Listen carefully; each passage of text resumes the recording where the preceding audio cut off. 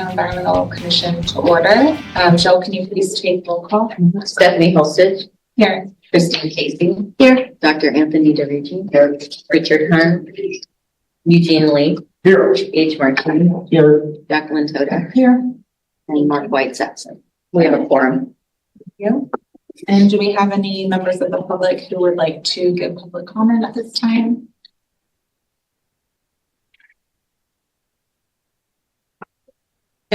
Okay. Oh yeah. We're gonna also do a round of introductions from the commissioners that are present. So we'll start on the left with Jacqueline. Hi there, Jacqueline Todak. I am from the city of Sacramento. I'm an environmental planner in the private sector. Hello, everyone. My name is Gage Marchini. I am a Sacramento County representative, and I am an attorney. I practice land use, environmental law, water law. Christine Casey, representative for Sacramento County. I am a deputy secretary for freight policy at the California State Transportation Agency. I'm Stephanie Holstage. I'm a senior environmental scientist with the State Water Board, and I represent the city of Sacramento. I'm Eugene Lee, appointed by the city of Elk Grove, retired from the California Energy Commission. I'm Tony DeRicci, retired pediatrician from Kaiser Permanente, representing the city of Sacramento. Thank you. And the next item on the agenda is a presentation on draft sidewalk vending ordinance. So we'll hear from the Environmental Management Department with Janea Monasterio, the director, and Rolando Villarreal, the program manager. Division first, as well as you guys are all presenting together. We also have a presentation from Department of Finance, Laura Jacobson, and Parks and Recreation, Liz Bellis. All right, so hello, Environmental Commission. Thank you so much for having us here. So the couple change in staffing in terms of who will be presenting this presentation tonight. So my name is Janea Monasterio. I'm the director for the Environmental Management Department. With me is Rolando Villarreal. He is the division chief for environmental health, our food safety program. Laura Jacobson could not make it tonight, so Chad Rindy, Director of Department of Finance, is here, and he'll be presenting that portion. And Liz Bellis from Parks, Regional Parks, wasn't able to make it tonight either, and so I'll be presenting that part for her. So without further ado, we're going to jump into our presentation for the proposed sidewalk vending regulations that will be brought to the board tomorrow for consideration, and I'm going to hand it over to Chad to get started. All right, well, thank you for having me here tonight. Chad Rindy, Director of Finance. And so as Janea mentioned, we're here to talk about a proposed sidewalk vending regulation. This is before the Board of Supervisors for their consideration tomorrow. We'll talk a little bit about the sidewalk vending, our process to get an ordinance approved. The different sections of the ordinance, there is a piece that affects business regulation, which is business licensing within my department. The compact mobile food operation, which is managed by environmental management, and then vending in regional parks, hence some changes in our ordinance around regional parks. We'll talk about our proposed approach to implement the ordinance, how we'll go about enforcing those rules, and of course, there'll be some time for questions at the end. I do have to leave at 7 p.m. and I apologize for a pickup for my daughter for basketball. So hopefully you can grill me with all the business licensing questions before then. So sidewalk vending, the definition of sidewalk vending is anyone who sells food or merchandise from a cart, a stand, a display. It could be a pedal driven cart, a wagon, a showcase, a rack. It does not include motorized vehicles such as food trucks. And sidewalk vending is essentially that. It's people that are vending on the public right of way. That could be a sidewalk, that could be a pedestrian path, bike path, things equivalent to that as well. Or the public parks, as we talk about a little bit later today. So sidewalk vending, the state did change the regulations around sidewalk vending a few years ago. And the goal of our ordinance is to provide a clear pathway for the people that want to vend on the sidewalks, that want to sell there, to be able to get licensed to do that while balancing that with having health and safety for the public.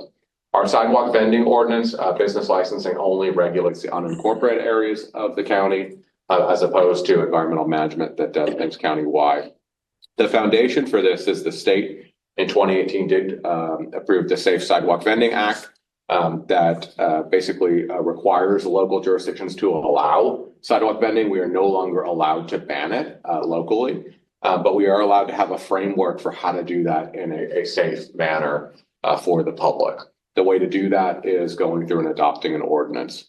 And so there's 3 different sections to our ordinance, one for business licensing, one for environmental management, and one for parks in our ordinance as well.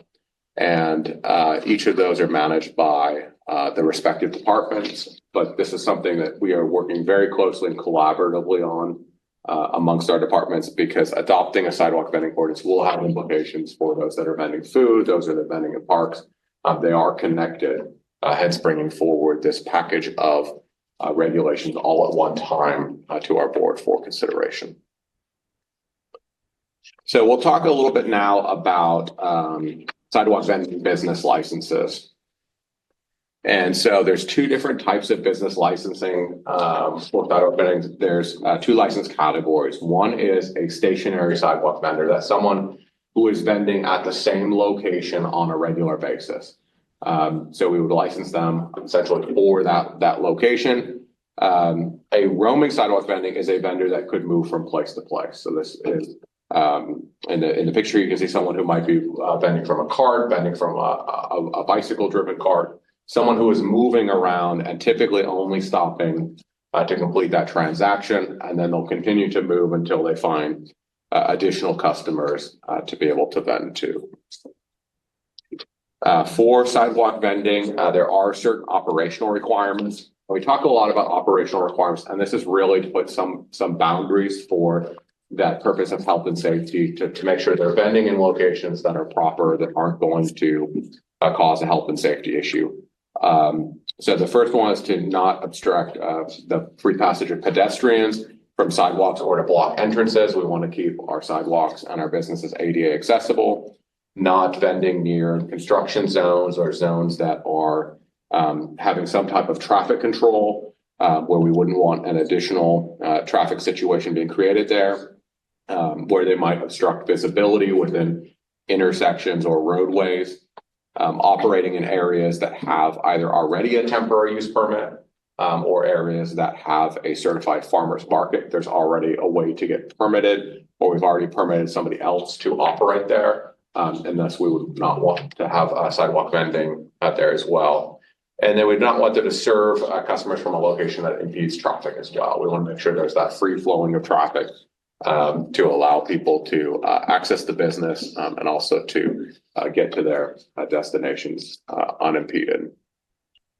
To effectuate this, we've got a number of operating locations where we put restrictions around. The restrictions we propose are 200 feet from any library, police station, or government building, 100 feet from any outdoor dining, patio, or dining area, 20 feet from crosswalks, 45 feet from a bus stop before, so there's that visibility there, and then 5 feet after, 15 feet from any fire hydrant, driveway, or driveway apron, 10 feet from any business during business hours, 18 inches from the edge of a curb to provide kind of minimum passage, and then any other location that would create a dangerous situation, kind of a broad catch-all, and then approaches up to a vehicle or pedestrian bridge. Those are areas of additional concern. And then sidewalks with slopes that are greater than 5%. So if there is a significant hill, we wouldn't want people with a cart to try and stop and transact there because it could create a safety issue. And then on the bicycle pathway itself would be an area that would be restricted. So it talks about really the where someone can't operate for safety reasons. And then this slide will talk a little bit about some of the things that they can't do as it relates to their cart or their stand to maintain safety. So we are going to prohibit lights, horns, or music as part of the vending activity. It's intended for vending, not other ancillary activities that are unrelated to the vending. Selling certain goods that are traditionally restricted, such as alcohol, lottery, cannabis, tobacco, weapons, things of that nature that we do not want someone to be selling in that type of forum. They're not supposed to use freestanding signs. We're trying to keep them kind of somewhat contained. You may have seen sidewalk vendors that tend to sprawl out with their signage or with other things, tables and chairs and things of that nature. So we want to keep them contained. And so we require them to not set up tables, chairs, and have just a chair for personal use. And they shouldn't be connecting to other power sources, water sources, or others. The cart or what they're using should be kind of contained to their space. As far as the approach to permitting sidewalk vending, each sidewalk vendor would need to get a business license to operate prior to the beginning of vending activities. That license would be issued to either their home or mailing address where they reside. If people want to come into the area to vend, they live outside the area, we would still license them. It's if they're conducting the vending activity in an unincorporated Sacramento County. And we're proposing a fee for our board's consideration of $61 annually for that. Related to sidewalk vending, the state law prescribes what the administrative penalty schedule is if people either don't get licensed and operate, or if they are operating and violate a health and safety condition. And so we do have a schedule for administrative fines that is set by the state. In the legislation, it does allow those fines to be reduced if they are to become licensed within 10 days of a violation. That amount is reduced substantially, with the intent of bringing people that are performing this activity really into a licensed manner and a safe manner of conducting this business activity. And there is a clock that resets if they don't have violations within a 12-month period. And so I'm going to hand it off now to Rolando to talk about, within the umbrella of sidewalk vending, there's sidewalk vending that could be merchandise, and then there's sidewalk vending that can involve food. And that's where Rolando is a specialist, and they'll talk about that next. Thank you, Chad. Good evening, Rolando Villareal. I'm with EMD. I am the division chief. And so the role of EMD regarding sidewalk vending is to ensure that food is safe for consumption and it meets the minimum standards set forth by the California Retail Food Code. Some of the things that we look for are temperature control, storage, make sure there's adequate hand washing, sanitation, of course, and food is coming from the approved source. And Chad alluded to this earlier. In 2018, SB 946, the Safe Sidewalk Vending Act was passed. As a result, sidewalk vending operation did increase, and not just for food, but non-food items as well too. What we've seen so far in Sacramento County, we have seen some increases since the law was passed. In 2022, SB 972 was passed to address compliance concerns with some of the sidewalk vending that is going on within the county and obviously statewide. So there was a new category that was added to the retail food code, and that is a compact mobile food operation. Basically, it's a mobile facility that operates from an individual or a push cart, a stand, a display case, any pedal-driven wagon, a cart, a showcase, or any non-motorized conveyance. The permitting required, so under 6.05, which is going to be added. So anyone engaged in any kind of food sales must obtain a health permit from EMD, right? There is an exemption that is for prepackaged food that's less than 25 square feet of space. That's non-potentially hazardous, uncooked produce. Think of it as a 5 by 5 feet by 5 feet table with prepackaged food, or water, or chips, or what have you not. So a health permit is required. They must have an approved commissary, must conduct what they call limited food prep, not just basically means just assembling of food, provide overhead protection, provide accessible soap, water for hand washing, washing, and also a way to ensure that there's proper temperature control, such as a refrigeration unit. So there is an annual health inspection that will be conducted as well too, so. Some of the examples of the health code violations that we see a lot of unpermitted food vending without proper hand washing, obviously no permits, not a way to wash dishes or hand washing, improper glove use, no temperature control, lack of water, and lack of accessible to any restrooms. Imagine a restaurant. The carts wouldn't have a restroom. They're. Yeah, accessible. there should be a restroom that's close by, at least within 200 feet. So some of these things that we find often are just complete stands and carts that are just popping up in the corner of X and Y. And so most of them do not have access to any restrooms or potable water sources or a way to, again, to wash their hands and to, wash dishes and, obviously then proper glove use as well too, and improper holding of hot and cold temperatures. So these are some of the things that we've seen. That's a hero machine or a grill, stacked up, no refrigeration. We also have griddles and hot holding units. Really no temperature control is what we often see. So it's become a challenge for not just the department, but the county and also the specialists when they're having to deal and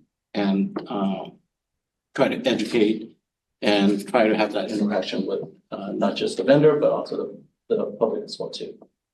Yeah. So we see a lot of these tents. This is one, I believe this one is actually in the city of Sacramento. We do partner up with the city of Sacramento code enforcement to address some of these pop-ups that's occurring within the city itself. The photo next to you, to the right, is actually a U-Haul van that's been rented. And so there is no refrigeration unit. Everything there is warm. There is no, it's not cold at all. It's just up to temp. Yeah. The photo to the left is what you may see when you come out of the Golden One Center. It's these hot dog vendors. That photo, is that a laser on?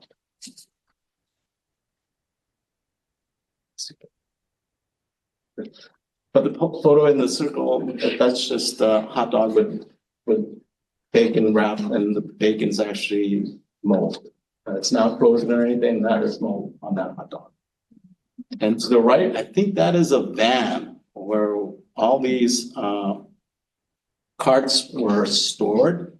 And again, there's no refrigeration unit. There's no way or any way for them to keep time and temperature control. So those are things that is a concern, is a public health concern for our division and department and obviously the county. But you wouldn't be the one finding those, like outside of Golden One specifically, right? City of Sacramento, I would assume has a separate ordinance, or you are also. So when Incorporated? So in terms of food, the food safety and in terms of permitting, so our code allows us to be in the incorporated and the unincorporated zones. And we work together with the city code enforcement to address DC. Yes. Just a quick follow-up on the restroom part. I'm a little confused because it wasn't in part of any other requirements about a restroom. Well, Yeah. there is a requirement under 6.05 for the food section of it, for what we. For a restaurant. Yeah, not just restaurants, but if they do have a cart that's permitted, they still need access to the restaurant. Now that could be 200 feet away or some kind of agreement to with the nearby business. Really? But a restroom is required. Think about like a park restroom or something like that. Gonna have to defer that part questions to. We'll talk about parks. Okay. And I feel like the first part was like I get your point, Anthony, with it seems very like limited. And the first part, Chad was talking more about sidewalk vending in terms of like, say somebody wants to sell some hats or flowers or something that's not edible, and then much more restrictive conditions on, but I am trying to figure out like, you have to be so far from a business, can you still be 20 feet to a restroom? And I'm sure you've thought about that and mapped out what actually. And that's a really good question, because that is part of the application. And so, and you're absolutely right, Christine, in terms of sidewalk vending is a larger umbrella, it's a larger picture, and that's all kinds of merchandise, and food falls under that. So under the food code, there are a lot of requirements on what restaurants need to do. And so in order to allow for sidewalk vending for these food vendors, the retail food code had to be amended to have this category, this compact mobile food operation, and the requirements are specific to those operations. So they do need to have access to restrooms, but they can have it be 200 feet away. If there's two individuals on the stand or the cart, one can go to the restroom while the other one stands and mans the cart. So and that's allowed as well. So the restroom is not for the customers? No. Right. So that's a great clarification point. Yeah, the restroom is for the operators of the compact mobile food operation so that they can wash hands, use the restroom, etc. Okay. Can you advance to parks? All right, so I'm going to fill in for Liz. Don't grill me too hard because this is her bailiwick. So if there's questions that I can't answer, I certainly can get that information from her and bring it back to you. So with vending in regional parks, it is very clear in SB 946 that the local jurisdiction or local government cannot ban vending in parks. However, parks can create a concession agreement, and then that way they can control how many vendors in the park and where that vending is occurring. So that's what Regional Parks is doing, and they put out a request for proposal, an RFP, to be able to develop a sidewalk vending concession agreements. And so with that bathroom question about vending near having a bathroom, that'll be part of that concession agreement because they'll have that set up within that agreement. So the RFP committee consists of the Sacramento County Regional Park staff, American River Parkway Advisory Committee, and Dry Creek Advisory Committee.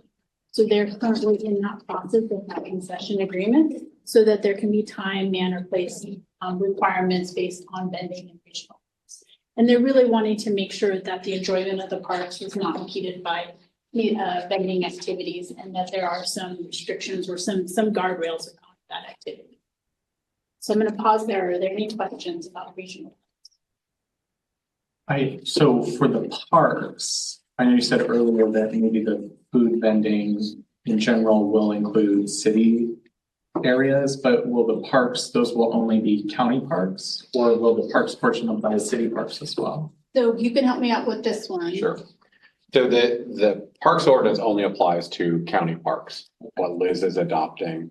It's our approach of trying to develop concession agreements because then you have an operator that you deal with regularly, that you know the hours, the time, the manner that they're going to set up, rather than having a free-for-all in your parks, if you will. That makes it a little bit manageable to balance the business side of things with the enjoyment of parks and natural resources.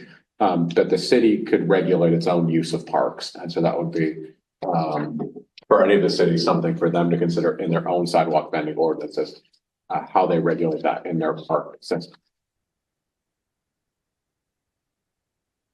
Any other questions on parks? All right, so I'm going to talk about implementation and enforcement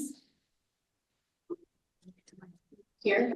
So the planned approach is to have an education first approach. And we find that that is very successful, is to provide education outreach to the vending community so that they are able to understand what the regulations are to be in compliance with the business licensing requirements and also in the CMFO, if they're vending food, the CMFO requirements. So we've engaged and there's the coordinated approach through the various county departments, economic development, business licensing, environmental management, and regional parks is really coming together to provide all this information to the vending community. So the licenses that would be required is a state seller's permit, a local business license, and then a health permit if food is being sold. And then there's the operational requirements. location and operational safety, food safety and health if food is being sold, and concession agreements if operating in the regional parks. And all of these training opportunities we're looking at providing to the vending community and doing extensive and robust education and outreach efforts. So our enforcement process is based on the scope of noncompliance and jurisdiction, really focusing on multi-agency coordination, because that is really, to have a successful program, that's what would be required. I'm going to talk about, I'll get to it in just a minute with our enforcement strategy, but I did want to touch upon briefly roles and responsibilities. And we talked about all these different departments, and we thought that it would be a great way to show kind of what the roles are of each one of these departments when it comes to sidewalk vending. So we have business licensing, which will review, approve, deny vending business licenses. And this is for all types of vending. So hats, flowers, t-shirts, and then of course, if they're selling food. A lot of what we see is food, but there is all different types of merchandise vending that can occur in these sidewalk vending scenarios. We talked a lot about environmental management department, and this is the issuance of a health permit for those who are selling food. We'll also be conducting compliance inspections and then ensuring that enforcement measures are undertaken.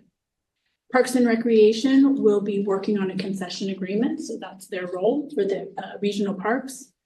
Code enforcement may investigate issues as it relates to Sacramento County Code.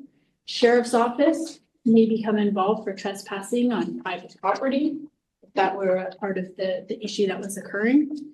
And Economic Development is our partner to conduct community outreach and support training efforts. So we'll be utilizing their department as well to really reach out to the community. So enforcement strategy. So what does enforcement look like?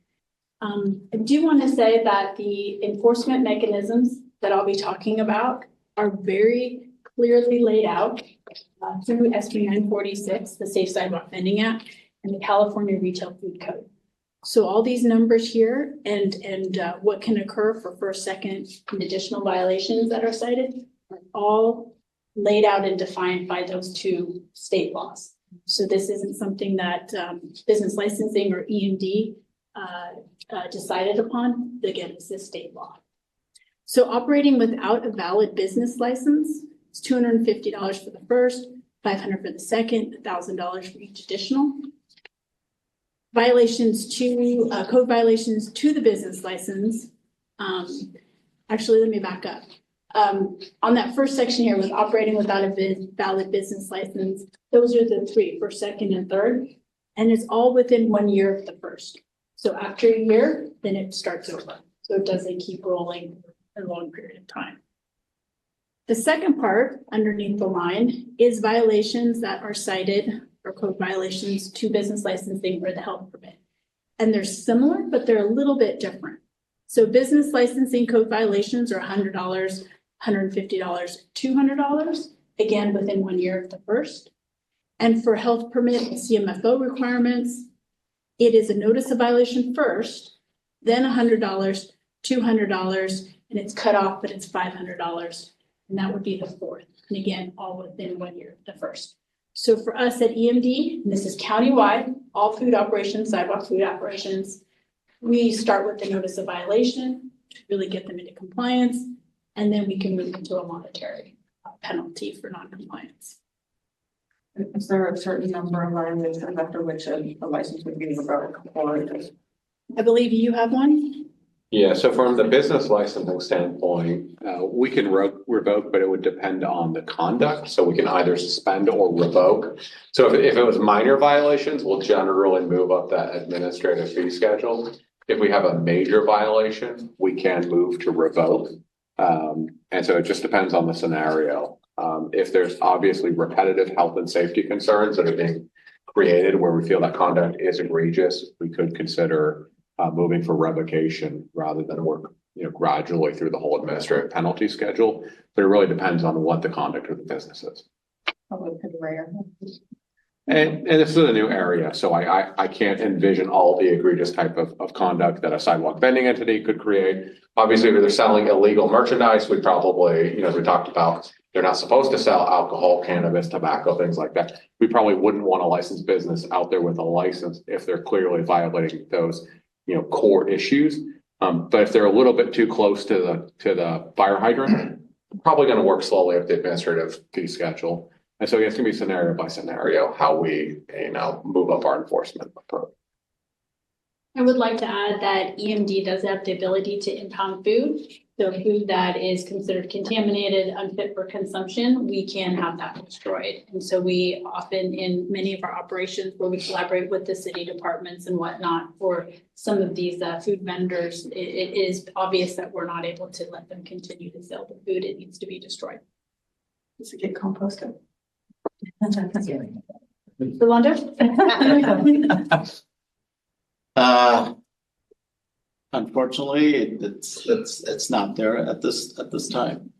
We're required to State required. compost our food waste. I feel like you should be beholden to that as well. A lot of our operation is within the city of Sacramento. And so we have not had that discussion as of yet in terms of what we do after food are confiscated and impounded.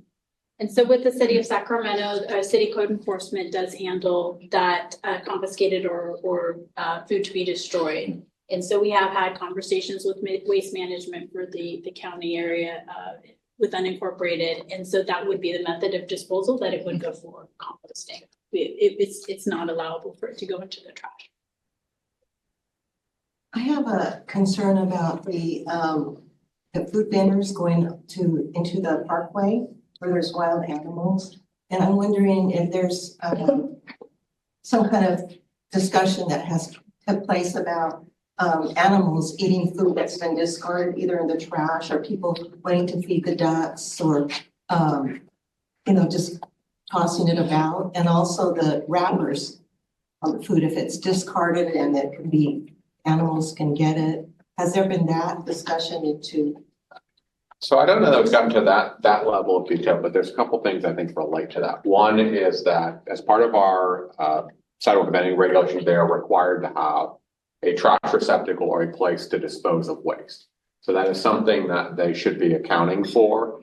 And we want to make sure they have that, especially if they're vending food. In the instance of regional parks, I think that's part of the reason with the parkway that they can't vend in a pedestrian or bicycle path. So they shouldn't be, in the middle of the pathway. But also the approach that was talked about for getting a concession agreement so that there's vendors that have approved spaces where they could be located so that we can make sure that they have those facilities. So hopefully things are being properly disposed so it's not getting, out to areas where it can be accessed by animals or others. I think that's very important. Can you talk about your general process? I know that there's some limitations in needing to follow, what statute lays out, but then there's probably a lot of flexibility within that. So how did EMD and business licensing develop this draft ordinance and what sort of public outreach were there? I'm more familiar with the state regulatory process and public comment period. So you could just give us a kind of a very brief overview of that outreach and engagement that you had during the process. So the outreach engagement we had is we did look at a number of model ordinances. There's a lot of jurisdictions, both locally in the state, that have already embarked down this process. So we tried to get lessons learned from those that have already done it. But we did hold 2 public outreach sessions in the last couple of weeks with the business community to get their feedback on the proposed regulations. We also did outreach through, and Melissa got set with me, there's a regional parks advisory board, and I know I'm not calling it the right term, but there is an advisory board that provides guidance into the operations of the regional parks. So we went before them and previewed the regulations that we have before you today. We're obviously here before you tonight. And then an ordinance or rule change at the county level requires 2 different readings. And so our first reading, go before the Board of Supervisors is on Tuesday, where they can consider the regulation. At that session, there's the opportunity for public to submit either written comments or to come before the Board of Supervisors and provide their 2 minutes of testimony. And then the board can direct staff, do they like what we put forward? And then they move it to a second date for adoption, or do they want staff to make changes? And so depending on our board direction, we may have to go back and make changes, or it'll continue to the next board meeting where then it would be considered for final adoption. And then there's 30 days that have to pass before it becomes in effect. And it would be kind of county local regulation that we could enforce. And I don't know if I missed any.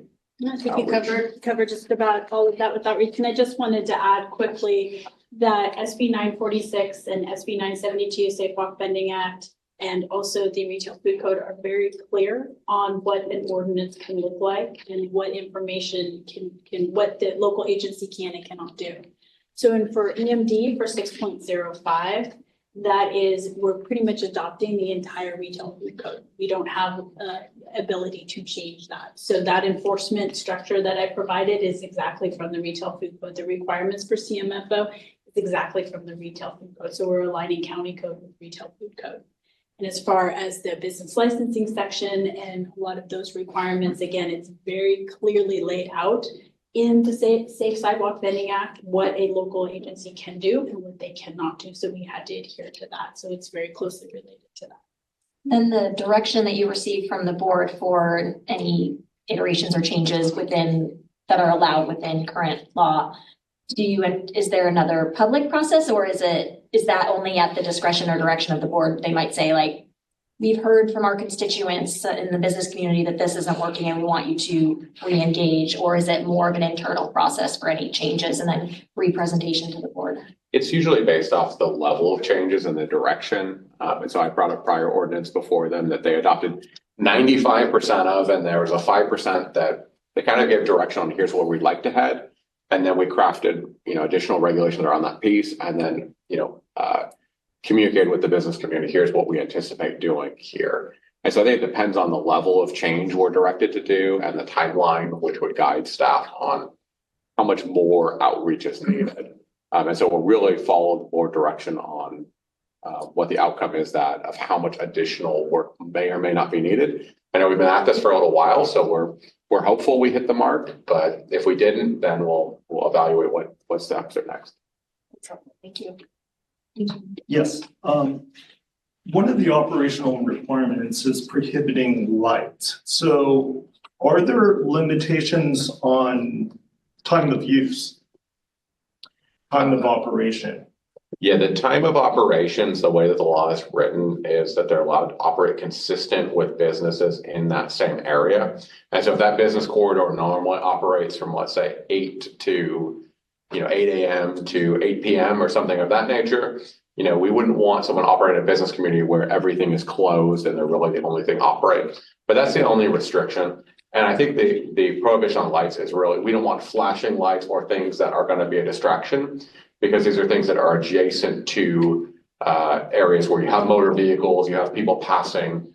We want to maintain that safety. But if it's dark, they can have a light. I'll have to check exactly our language on that, but I think our intent was more on, the type of flashing lights or lights that present a distraction for the transportation corridor. I think some of the lights that are used, for example, are string lights. So having string lights that are connected, so it's illuminating large areas. So a light at the operating center, would likely be okay, but then those additional lights that are illuminating the area in a bigger area. That would be a distraction to pedestrians, Vehicles. transportation. So it's possible that there are different lighting standards and illumination standards, possibly. Okay. Yeah. Well, we want them to all see what they're cooking, of course. Yeah, right. Yeah, cooking in the dark is not healthy. With regard to your outreach. Are they supposed to be, are they limited to be on the roads, or can they go along the trails too if they're non-motor vehicles, like the push carts?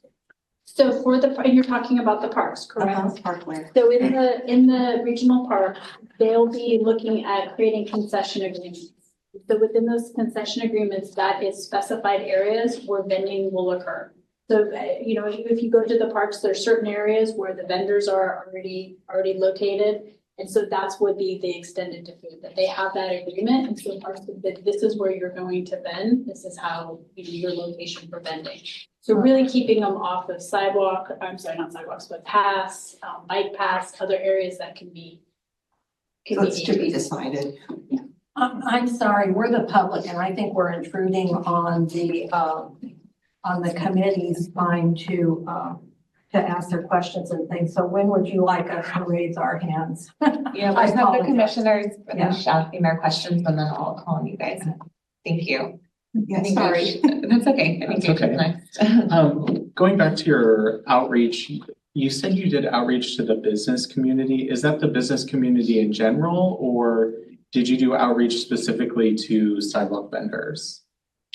Well, I think the challenge that we have now is we don't have a sidewalk vending licensing program on the business licensing side, so we don't clearly have a already list of people that want to be in the space. We reach out to the business community broadly through our property business improvement districts, through our chambers of commerce, through public information. We did press releases on the sessions we were going to hold to try and get that out there widely. Advocacy groups, community groups, business watch groups. So was there any contact with business or with vendors, specifically sidewalk vendors? We've only had a handful of prospective vendors that have engaged. Okay. And you mentioned that you've been at this a while, but I thought you said you only had the business outreach in the last couple of weeks. Was the outreach to the sidewalk vendors earlier than that?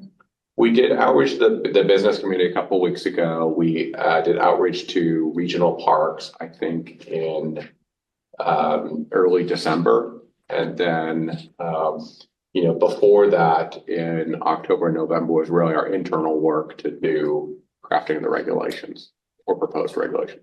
So while you were crafting the proposed regulations, you didn't work with the business community or sidewalk vendors? We largely did not, because the law is so restrictive in this area. We don't have a lot of judgment. And so that's one of the reasons that we did not do a robust stakeholder session up front to say, what would you like the regulations to look like? Because if you're very limited in what the state allows the regulation to look like, you may be giving the false impression that you have a carte blanche ability to craft something that you can't. Okay. But with the areas that you do have flexibility, do those extend to, like, for example, the list of restrictions, like 10 feet of a business or that list of restrictions? Or were those some of the things that were sort of preordained for you? Some of those are preordained, but some of it is our interpretation of what presents a health and safety risk. The state doesn't necessarily define every health and safety risk that is conceivable that could occur with sidewalk vending. And so staff have had to try and look at what are some health and safety risks that this would impose, and then how do we try to prevent that to keep people safe. Okay. So I understand the business license is an annual license, but then the permits, how long do the permits run for? You're talking about the CMFO permit, the compact mobile food operation. The health permit? Yeah. So that's an annual permit as well. Okay. And we currently have 4 categories of mobile food permitting categories. And so we looked at the one that closely fits a CMFO, and we're going to use that one as the amount. And it's $381. It's $381. And we currently have 16 compact mobile food operations that have been permitted with us. So we feel really good about that, that we're getting the word out there and getting those facilities permitted. So we're utilizing that permit category. Next year, this year actually, we're working on our fee evaluation to bring to the board to see if that's an adequate fee, if it should be changed in any way. And that'll be part of our fee package moving forward. Are the licenses and the permits do they restrict the geographic area that the vendors can operate? And, well, I guess, do they? They're good. So the business license is good for Sacramento County, unincorporated Sacramento County. The cities have their own, potentially their own business license that they would require. The health permit is good for the entire county. And some counties may allow for other, health permits from other counties to come into theirs. That's to remain to be seen. Okay. So I thought one of the things, or maybe that was only the regional parks, but I thought one of the concerns was too many vendors in one place. Is that only with the parks and your concession agreements, or is there any sort of control for that? There's an additional control in parks because you have there's this dual concept of managing the park for recreational and enjoyment purposes. But in other business or economic corridors, the law specifically doesn't allow us to cap the number of licensees. So if one of these wants to set up on every corner of the intersection, they can. There's no prohibition of how concentrated they can be. Okay. When you come, sorry, one last question. When you come back and do the fee evaluation, as part of that process, will you do more robust stakeholder engagement with the sidewalk vendors? We are planning on a very robust education efforts. If this passes and this ordinance comes into play, we are looking at a very robust education efforts. And so we want the business community, the CMFO community to be able to get a permit because this is a pathway. So they're able to be permitted through our office. So we will be engaging with them so that they are clear what the requirements are and they're able to be permitted for their operations. But when you come back and do your evaluation of the fees in, I think you said next year, when you do that process, will you engage the stakeholders in advance of that process? And so that'll be part of the larger fee package. And so we have upwards about 300 and something permit fees. And so we do a whole education outreach push for that. And so, yes, that will be included in there. I think you're asking for all of our fees when we're doing our evaluation. Yeah, I guess my concern is just it seems like the county just developed this based on, looking at examples and based on the restrictions you had. But in that process, it doesn't sound like there was any opportunity for the people who will be affected by it, as far as the vendors, to be involved in the process. And I understand you had a lot of limitations around it. It sounds like there was never really a meaningful opportunity for involvement until basically it's too late, right? Just the last couple of weeks that the information is presented. And so my concern is that moving forward, the county views these stakeholders as important entities and people to offer input into the process moving forward, particularly when you're talking about coming back and assessing whether the fees are appropriate. I certainly don't know, but my assumption is that the value, the business numbers that are running through, individual operators is not probably very significant as far when we look at fees assessed to more brick and mortar type businesses. So my concern is that those people are being involved as stakeholders in the process when we come back and start looking at that in a year. So that's what my questions are about. I understand that moving forward, you have plans to do outreach and education. But I guess my question is, when you come back to try and change things, augment the fees, if you plan to involve that community in advance as part of the discussion, or if it will be the same where, you structure it and then start talking with them about it after the fact. I think it's optimal and our ideal approach is to try and engage feedback along the way. With our business license fees, as you talked about, Janae, we do provide, outreach to our business community on here are our anticipated fee changes, and there is an opportunity for engagement. And that's something we can look at of how do we do a better job of trying to engage. And part of that is trying to, when they get licensed, it's optional if they want to provide us an email or electronic contacts and ways to get in touch with them. And that certainly is helpful. And so we are encouraging with all our business licensees to make sure we have an electronic form of communication to give them, informational updates periodically when there are changes. I'm sure it's difficult coming into it with no licensing, and we're talking about transient businesses. It's not like they have an address that they operate out of, so it's not like you can send them something in the mail. But I'm hoping that, moving forward, once you get some of that information in the licensing system, there will be more opportunity for stakeholder engagement. Okay, thank you. I have a follow-up question about that too. I was wondering, for non-English speakers, if you have education and outreach materials available, or how you're engaging with those communities. Yeah, so for the compact mobile food operation, we do provide workshops both in English and Spanish. So that's had occurred a few times already. I think last year, especially when the laws passed, back in 22, 23. So we did, start that process already, and we continue to do that. So, and then as we move forward, part of our overall outreach and plan is to continue with, providing the information that's needed, that's necessary in different languages. And we recognize that.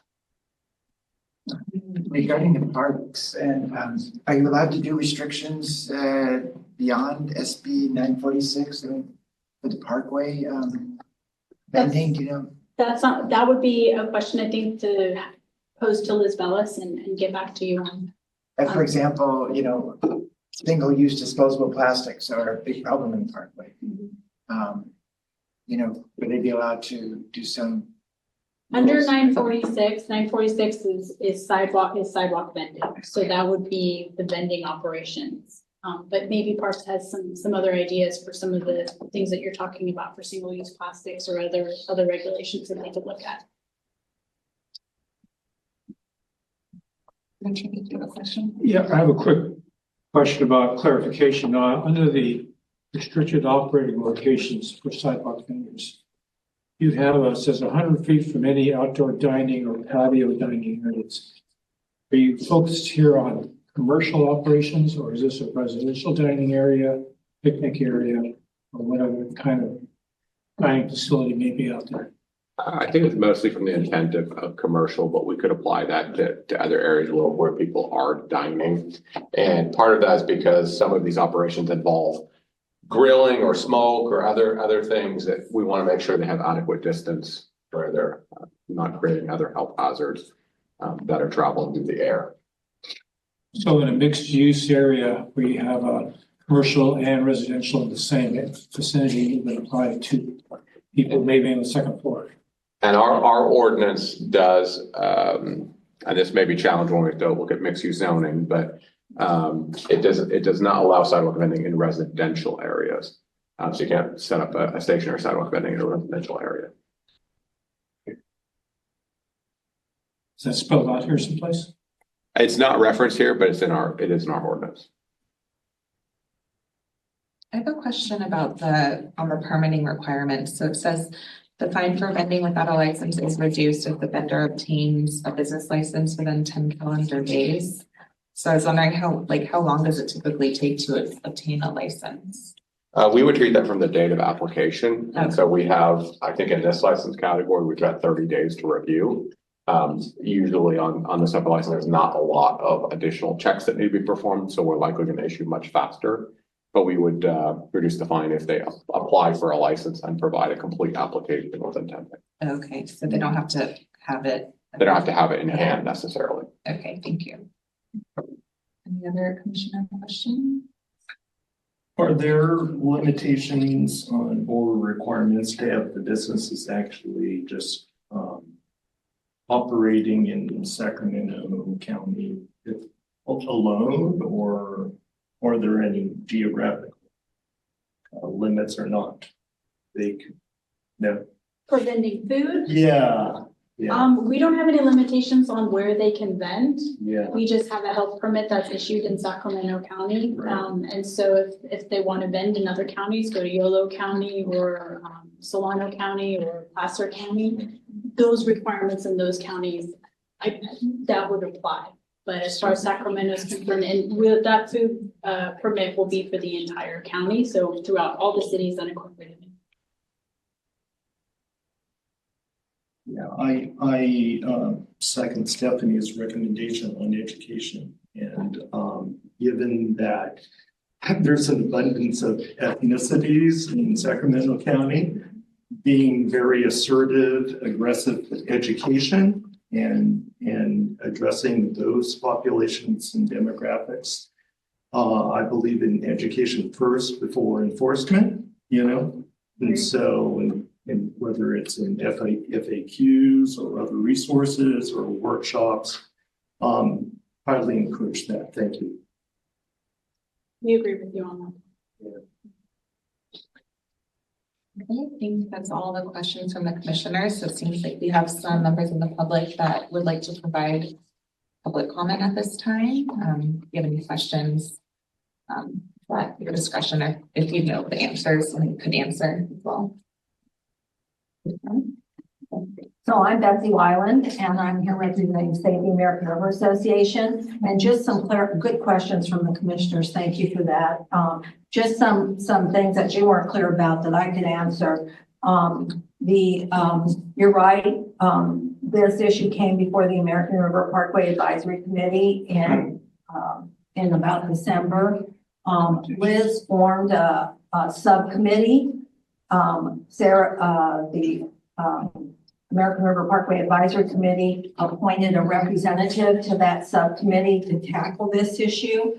And so Mark Berry was the representative, and he couldn't attend tonight, so I'm attending for him. So we haven't had this issue very long. And the American River Parkway Coalition also in our, it must have been in our November meeting, this was brought up, and there were lots of concerns around allowing some of this in the parkway.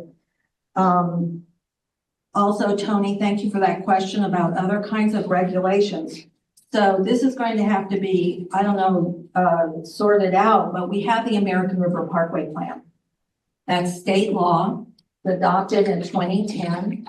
It's the counties, the city is a signatory, the county is the operator manager of the American River Parkway. This document is the guiding document. It's policies and information as to how you manage and operate the American River Parkway. And I won't go into all the details, but we have all kinds of policies around commercialism in the American River Parkway, okay? And for instance, this issue of we have areas in the parkway where we don't allow barbecuing, for instance. So what kind of food vending would you permit? What trumps what? What's concerning is, let's go back to the very fundamental issue here. In the state law 946, do they differentiate or define what they're talking about with parks? All parks are not created equal. The American River Parkway is not Carmichael Park. The American River Parkway is a whole different animal. And so this is concerning that this law has kind of broadly applied all of this in a very restrictive manner. Okay, so what is Parks actually going to be able to do through this RFP process? Are we going to see, for instance, at Southern Landing Park on this beautiful beach, are we going to see vendors up and down on Valentine's Day selling flowers and bears, you know, stuffed animals? We have the issue of, we already have an issue of, and I understand why the state did this. They're trying to help people who want to help themselves. That, you know, their hearts were in the right place, I think, here. But they did not think this through in particular to some instances. And our concern is the American River Parkway. How is this going to be managed? We have had food vendors come to Sutter's Landing Park. We've non-English speaking food vendors. Lovely, lovely people who are just trying to support their families. And we've had to try to explain, not speaking Spanish in this instance ourselves, why they could not take their vending, their push carts down onto the beach area. Okay, so number one, does have to be tremendous education and signage. I hope everybody's preparing for signage, especially in the parkway. And the signage got to be bilingual. And there has to be, for those people, maintenance, rangers, et cetera, they have to have something in hand that they can hand people, for instance, about permitting. And it has to be in at least Hispanic, at least Spanish and English. Sorry, can you just elaborate? Yeah, and Thank you. so there's just all kinds of, and this going, I'm so happy to hear this is only a reading tomorrow before the supervisors, because there hasn't been enough opportunity to really engage with the public on this. And there's a whole host of other issues, okay? So, as well as get the public in the room tomorrow or get them via email, so. Thank you. Yeah, I thank you all for your good questions, but this is, I'm just not sure how much Parks is gonna be able to do, given the restrictive nature of the law. Yeah, one quick comment, I don't have to leave in a minute, but the rangers will have authority to enforce this. So park rangers will have the power to enforce violations that occur in parks. Thank you for your comments, and I do encourage you to continue engaging, and hopefully some of you are able to be present at the board meeting tomorrow to share these concerns and also to submit in writing your comments as well. Jania, would you like to put on the record what time the presentation is tomorrow? Yeah. If the public would like to attend. The presentation is scheduled for 10:30 a.m. tomorrow, January 28th. Thank you all for presenting today. Are there any other public questions? Can I go off agenda and share a concern? If you go, if you go off agenda, you have 2 minutes. Okay. And the commissioners cannot comment on anything that you say. I just want to share with you what's happening along the Parkway and Sailor Bar.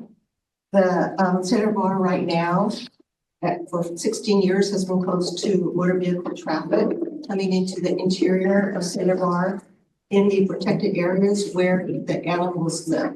And after the roads were closed, it's now flourishing with deer, coyote, all kinds of birds, eagles, beaver, otter, and it's flourishing with people, families coming in and using these fire roads that are designated equestrian hiking pathways. County is planning on reopening these gravel roads, the fire roads that are used for equestrian riders, people walking dogs and families to motor vehicle traffic. I just wanted you to be aware of that, and you Google Protect Sailor Bar, you'll find a lot of information on it. Thank you. Thank you for your comment. Okay. Moving on to the next item on the agenda, we have. Can I ask a point? Oh. Is there an action we should be taking in preparation of a meeting before the board? Jeanette, are you looking for the commission to submit any recommendations to the board on this? The board is always welcome to submit recommendations. Tomorrow we'll be presenting to the board. So if there's however the board or the commission would like to proceed. How about for the next board hearing on this matter? And that'll be a week later, I believe. So that'll be the next week for the second reading. So we would definitely be supportive of any recommendations that the commission has. I had suggested or asked if we should have a possible action item on our agenda, but because the board meeting was tomorrow, we realized there wasn't really much that we could do in that time. But so the next one would be the next week, unless there's need for substantial time. And that may, depending on the board's direction tomorrow, we may be asked to further the ordinance or add additional or look into something. So it may be delayed. And I do want to point out that EMD, as far as the CMFO requirements, this law was or became effective in 2023, and retail food is required for any person who sells food. Retail food code is for any person who sells food. And so EMD has been doing outreach and education ever since the law came out in 2023. So it isn't as if food vendors were vending without any type of education this whole time. So we've been doing a lot of that education and outreach, and the increase in complaints and the issues and concerns that the community had really prompted business licensing to become involved, to look at this in a broader sense as a sidewalk vending issue. Because there's more vending that occurs, as was stated, than just food vending. So we would definitely, and we agree with the commission's recommendations to continue education and outreach, to continue engaging the community so that they're aware of what the requirements are. And really our goal is to provide that pathway. We want to provide that avenue so that vendors are vending legally and safely. And so customers are receiving food that's safe for them to eat. And that's really our goal.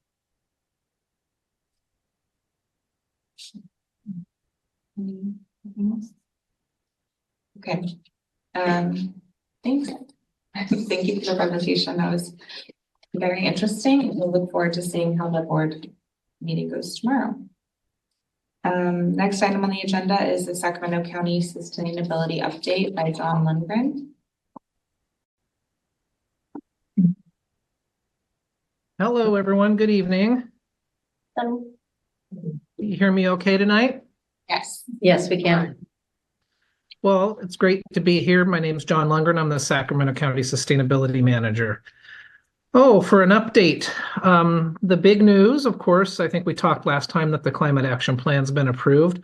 I'm happy to tell you that in a couple of days, our county executive's hosting a kickoff meeting with all the high-level staff involved with the CAP. I think we're going to have 50 to 60 department heads, chiefs, and staff who had provided comment on the Climate Action Plan in the board chambers for a meeting, and that's going to be headed by David Villanueva. That's how important this CAP is to the county. So David will be telling all of his staff that the CAP is now approved, and it's expected that everyone be working diligently towards the goals in the CAP to reduce our greenhouse gas emissions. And so that's a really big thing, and it's nice to feel really supported by our executive team. And I thank David for putting that together, and I'll be there with bells on. And also, we're still moving forward with REACH codes. As you know, it's one of the major things in the CAP is the county should be doing a REACH code to reach past the state building codes. The next state building codes to come online will be on January 1, 2026. So we have about 11 months till that happens. And so we've initiated a series of meetings every 2 weeks internal to the county, myself, the planning director, the chief building official, to start the process of getting those REACH codes done. I heard everything you said about outreach. And of course, we agree, and we'll be doing a tremendous amount of outreach. You can expect to see us here. You can expect to see this talked about at the Climate Emergency Mobilization Task Force.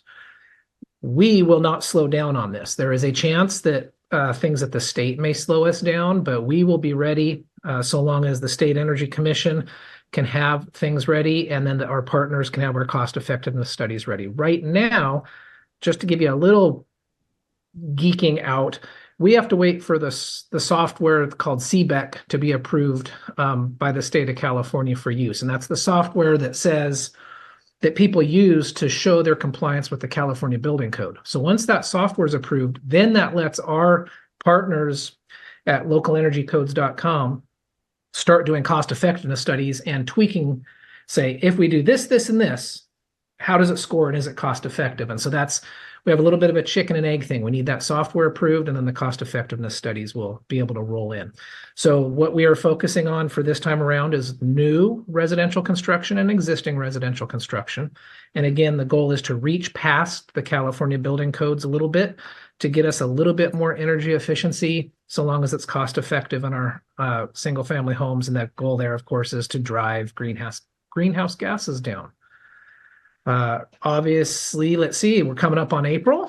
So the Earth Day event hosted by ECOS will be at Southside Park in April. The county, once again, is getting ready to staff that through various tables and sponsorships. So more to come there. I know I will be there. Janae, I talked to you last week about your desires. I know your department will be there as well.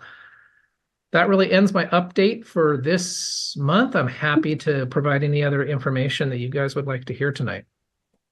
John, is there a date for the April event yet? Yes, there is. It's on the ECOS website. It's a Sunday. I'd have to look it up again later in April. Okay. Yeah, it might be the last Sunday of April. And their website is ecossacramento.net, www.ecossacramento.net. They've just posted the reserve the date. They don't have any details yet for reserving your tables and doing sponsorships, but that'll be forthcoming soon. I just received one of their executive committee agendas, or one of their, I'm not on their executive committee, but just, I think it was their, maybe one of their regular meetings, but this, they're going to be getting a report from their director of operations, Miss Reagan, on the final preparations for that. 27th, thank you. Last Sunday. Does do any commissioners have comments or questions for John? Well, John, when California got the waiver, the small off-road engine request, so now you cannot buy a gasoline powered leaf blower in California anymore. And I remember one of your greenhouse gas goals was transitioning the landscaping to electric. And is any progress on that? There's progress in the region. The Sacramento Metropolitan Air Quality Management District did a program last year for commercial landscapers to do a trade-in program. I wanted to shore that up with a residential trade-in program. I asked for $75,000. Unfortunately, that did not make it through the budget process. One of the concerns with that is me being a department of one, executive team was concerned that just the administration of such a program would tap me out and take me away from other duties. And so it's not that the county didn't see it as important, but they really wanted to see me focusing on other things, seeing that cap through the process, making sure the task force was stood up and operating well. So it's still on my radar. All credit to the Air District for getting their commercial program up and running. I believe that was funded out of the state of California Carl Moyer program or a similar type of program. Yeah, actually, I just received a notice that the ARB found another $7 million to do rebates for transitioning to electric. So I think, can I send you that announcement? They're having a Zoom meeting on how to obtain the funds on Wednesday. Absolutely, of course. Okay. And then I guess one other thing I wanted to let you know about, I've mentioned before the building electrification MOU, where the City of Sacramento, City of Elk Grove, SMUD, and county are part of this MOU. We meet monthly. That's going well. The coordination is wonderful. It's just really nice to work with staff and kind of leave the interjurisdictional politics behind. More importantly, I wanted to let you know we've had some conversations with SMUD regarding microgrids, virtual power plants, and grid resiliency. And so I did apply for a technical assistance help program. We'll see where that goes at this point in time because it was through the U.S. Department of Energy. SMUD also applied. And what we're asking for is technical assistance to look at some of the county facilities and see about, the whole microgrid, the whole thing. Can we get some solar on the roof, some battery storage on the ground, grid interties in order to make these places where the county's providing services like at the new safe stay places, make them full resiliency centers where they can actually have power during a grid emergency for a period of time to provide continuity of services. So glad to say those conversations are moving forward with SMUD, and hopefully we can see some movement happen there. I've done a support letter for SMUD on a project proposal they had in the city of Sacramento. It was not awarded, but the concept there was at one of the big high schools to do electric buses tied into solar charging power ports that had battery backup hooked into the school's commercial kitchen. So that depending on how a disaster went down, which way the grid emergency was it weather, heat, lack of power, you could push electrons one way or the other, from the solar to the buses, from the buses to the grid to run the commercial kitchen, vice versa, depending where the need was based on the nature of the disaster. So just wanted to kind of share with you some of that inside baseball and what staff's talking about across jurisdictions right now. Great, thank you so much. We appreciate your update. Next item on the agenda is the approval of draft minutes from our November 2024 commission meeting. Michelle, can you take roll call? So does someone want to? Oh, yeah. make a Sorry. motion to approve? No problem. I move to approve. Okay. A second. And Stephanie Holsted, Yes. Christine Casey, Aye. Dr. Anthony DeRicci, Yes. Richard Hunt, Yes. Eugene Lee, Yes. Gage Marchini, Aye.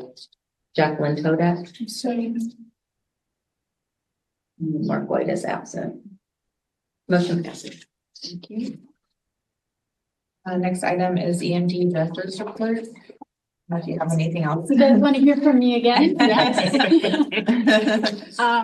So our big effort right now, of course, is the sidewalk bending. So thank you all for listening to our presentation and providing really good feedback. We appreciate that. And thank you to the public for coming as well. Another thing that we're doing on the vein of education and outreach, I did want to point out or let you all know that we have some additional education workshops that we are promoting, putting out for the hazardous waste and hazardous materials and CUPA programs.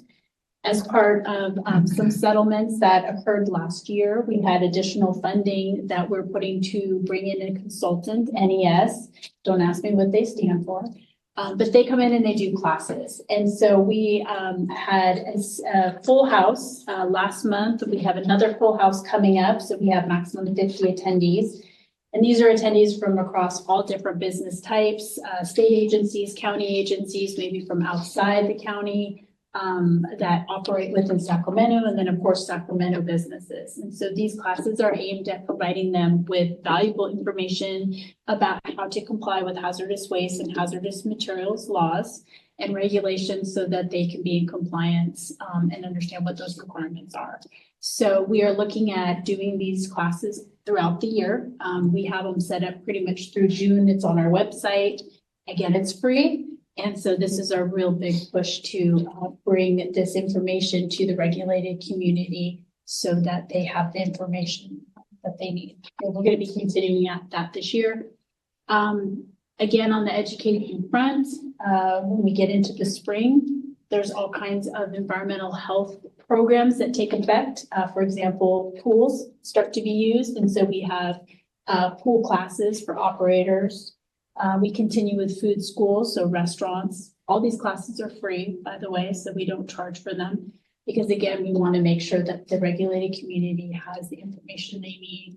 So we'll do a lot of these preemptively. So for example, with pools, pools open up and we do inspections in the summer. So we do a lot of our classes beforehand so that they're ready for the inspection when it comes. So we'll be continuing that throughout the year coming up. And if you have any questions for me? That's right. Any commissioners have questions?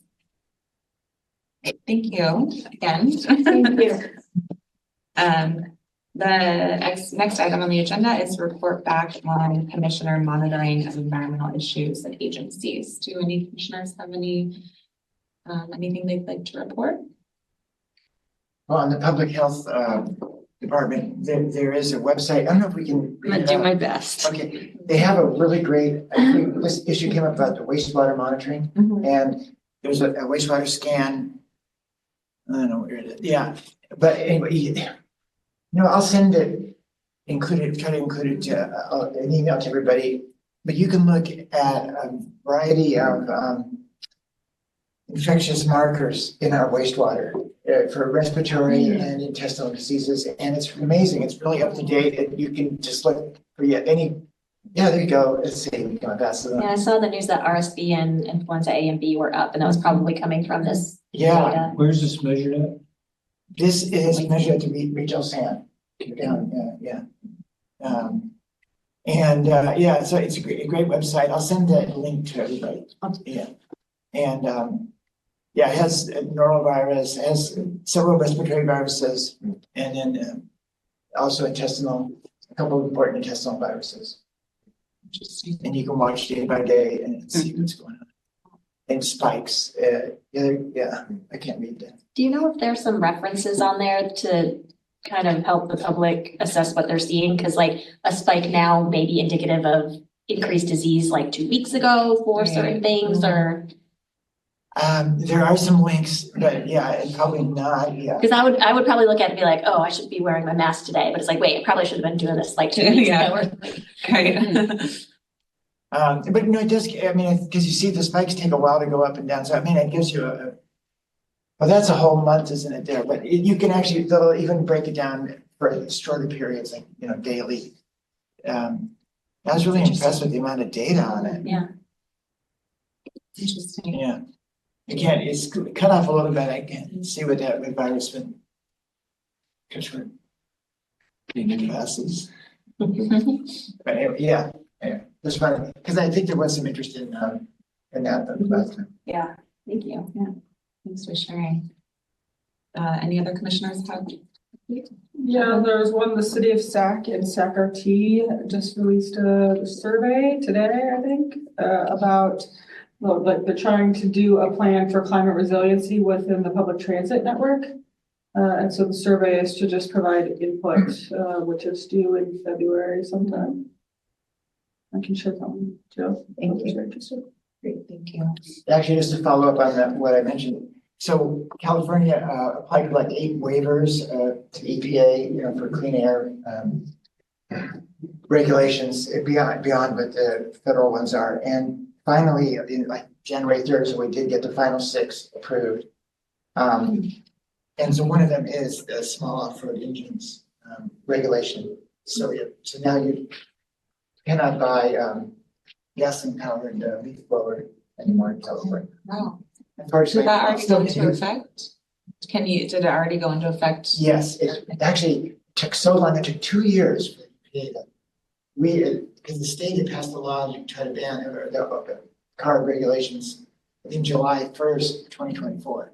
So as soon as we got the EPA waiver, then it went into effect. Okay. And CARB can enforce it, but it can also be overturned. So the waivers were coming, the waiver approvals were coming in advance of the federal administrative change. There were 2 that did not get Yes, in adopted, fact, California asked they withdrew their request. well, they did, but it was, they weren't acted on. So They knew they the were- in-use locomotive and the advanced clean fleets, which is the medium and heavy duty use, which is, important because we heard the presentation from the county before about their adoption of zero emission vehicles and how much more difficult it is in the medium and heavy duty space, depending on what the vehicle configuration is. And I remember they were planning all this stuff. So it's still, there's still other laws besides these ones that are moving us towards zero emission, but there's a lot of uncertainty now about, what folks are compelled to do, not from CARB, but from other regional standards and things like that.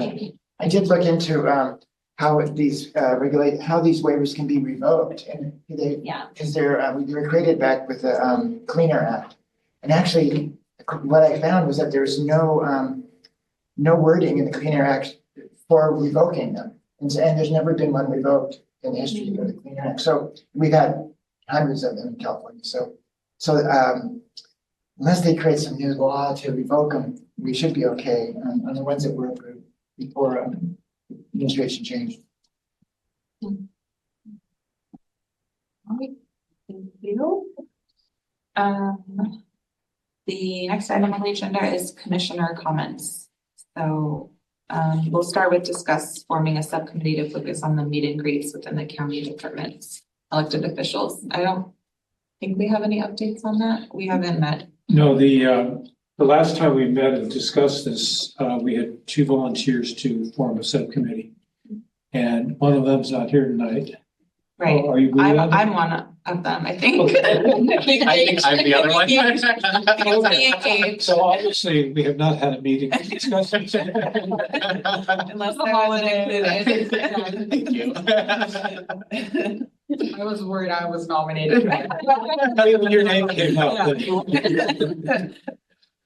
So what I would suggest is that we focus and have a meeting in the next couple of weeks. Yeah.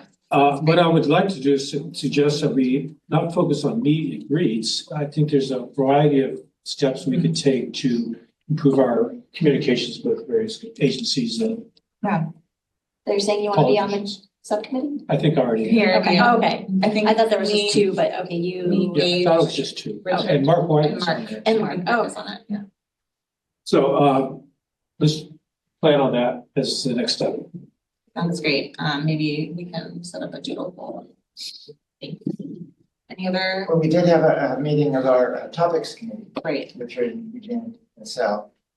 And so we started and we have a good list, but I think we might need a follow-up after we find out if certain. I have 3 confirmed, or I'm sorry, Yeah. 4 confirmed, 2 invitations out. So it's pretty fluid right now. If we could wait at least a week or 2 until I hear back from those other 2 invitations. And some of the ideas, we decided to postpone. I think you got word back from the airport. Yeah, they're not ready. They're just putting out an RFP for a consultant. I mean, she said, please give us another year. I mean, They'll be done construction by then. Yeah, and then it's confusing, yeah. I think people know more than, people are always hesitant to present, and it's like, we know nothing. Assume we know nothing. Like, even if you just have plans of, we're not ready to do this until 2026 and this, like, that's even helpful, but I will respect that they don't feel ready, but I always just question that readiness because. They've posted a bunch of stuff online, like renderings and stuff like that. Right. It's nice to have on our radar as well as it's upcoming. maybe then you need to get back to me on more What specific. topic could really. I think maybe there's some, I'm missing something there. So just contact me tomorrow and we'll get a focus. Okay. Yeah. Okay. Actually, we have some expertise here from Sarah. That's because 2 of the topics that came up, one was the American River Flood Control tree removal plan. And we decided that really is more of an Army Corps issue, and I'm not sure. Tony, we can't talk about items that are on the Wasn't on the agenda. agenda. Sorry. That's an hour-long conversation. Yeah. But can I say just one brief thing? You can make a comment with no interaction. I will recommend, and I can certainly send to Tony, that there is a very, very powerful and active grassroots group that is welled up, and you can go to American River Trees on the website, on the website. They have a website, and you can also go to Sarah's website, Save the American River Association. And I can shoot Tony an email with the details. And everything you ever wanted to know will be on there. It's not on the agenda, but it actually was on the topics committee. Yeah, no. That's a stretch. Great. Anyone else? Commissioner? I have a comment. I'm not sure if you're aware of the passing of Val Siebel. He's the EMD director prior to Shania, and he retired in 2017. And last week he passed away. And we prepared a statement of appreciation for him back in 2017. And what I'd like to do is read a portion of that to this commission because of his involvement and leadership that he provided. So if you can bear with me for a few minutes. In his role as EMD director, Val was instrumental in developing and maintaining a high level of professionalism within the EMD staff and implementation of environmental management programs in Sacramento County.